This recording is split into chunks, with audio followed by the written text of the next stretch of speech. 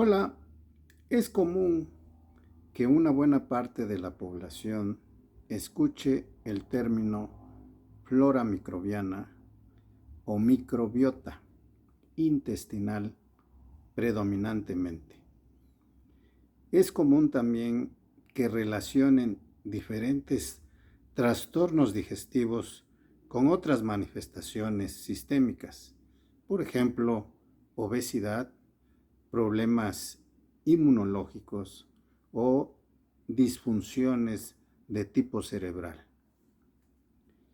¿Qué relación guarda uno u otro o uno con otro?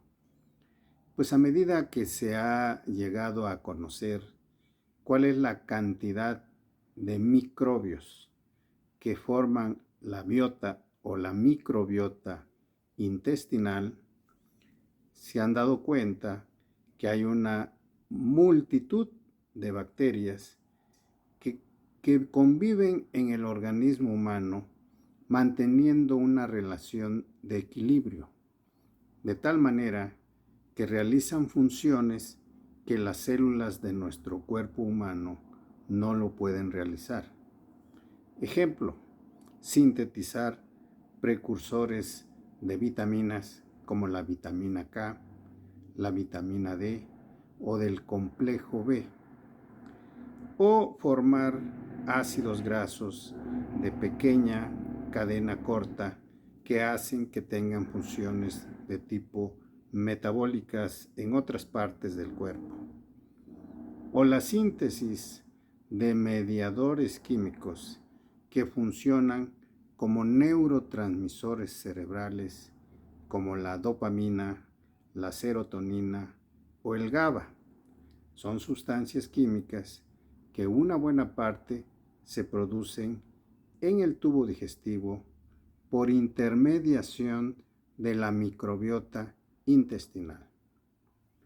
Son diferentes ejemplos de cómo existe una simbiosis, una necesidad de mantener un equilibrio entre la cantidad de bacterias que existen en nuestro cuerpo humano, en este caso en el intestino, pero también pueden estar en la zona orofaringea, en la nariz, en la piel, en el sistema genitourinario, en el área vaginal en el caso de las mujeres. Y en cada región existe un ecosistema especial. Predominan algunas bacterias que cumplen funciones específicas. Por ejemplo, en el área genital de la mujer predominan los lactobacilos.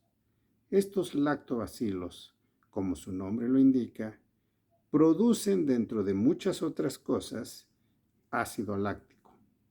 El ácido láctico genera que cuando aumenta una concentración, se disminuye el pH vaginal, de tal manera que un pH vaginal normal sería de 4.5. Y a ese pH vaginal, la proliferación de otro tipo de bacterias patógenas se hace más difícil. Por eso es muy importante mantener el pH vaginal, manteniendo la concentración de bacterias productoras de ácido láctico.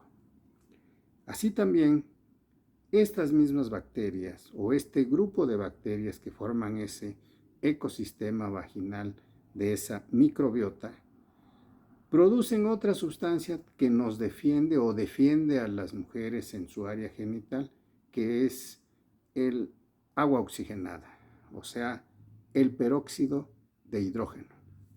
Este también tiene un efecto antiséptico y protector contra la acción de bacterias. Se producen también sustancias que tienen un efecto como antibiótico, que reciben el nombre genérico de bacterocinas.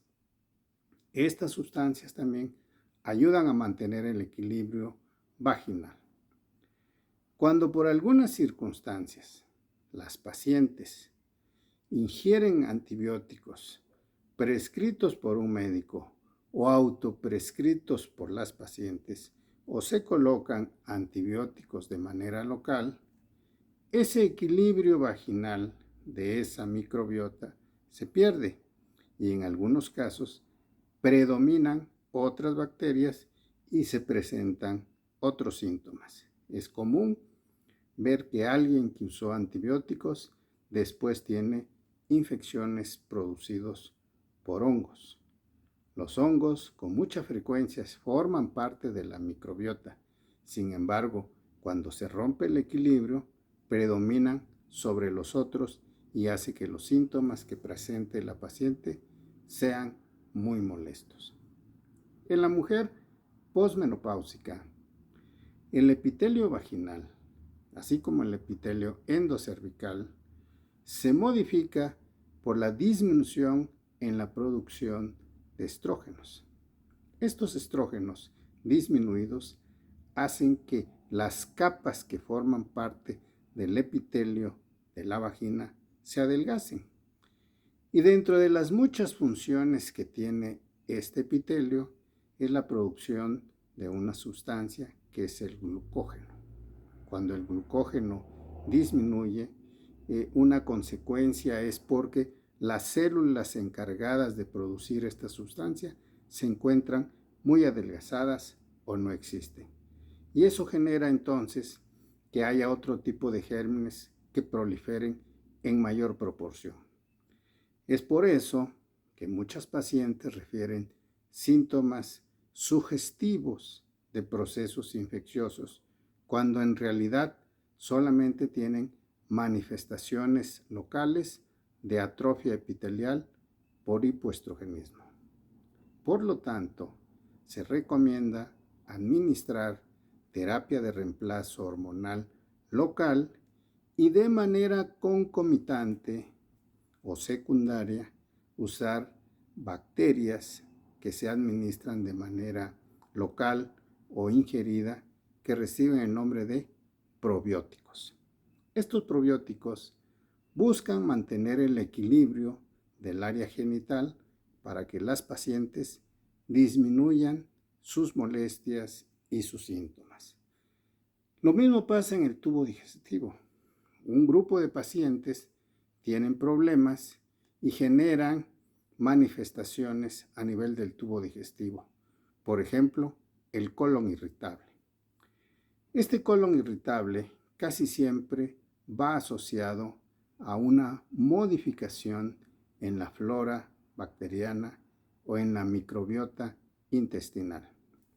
Si nosotros no reponemos esa microbiota o no restablecemos el equilibrio, por más que usemos antiespasmódicos, por más que usemos sustancias que ayuden a eliminar los gases, muchas veces estas pacientes o estos pacientes no mejoran y sus síntomas se mantienen persistentes.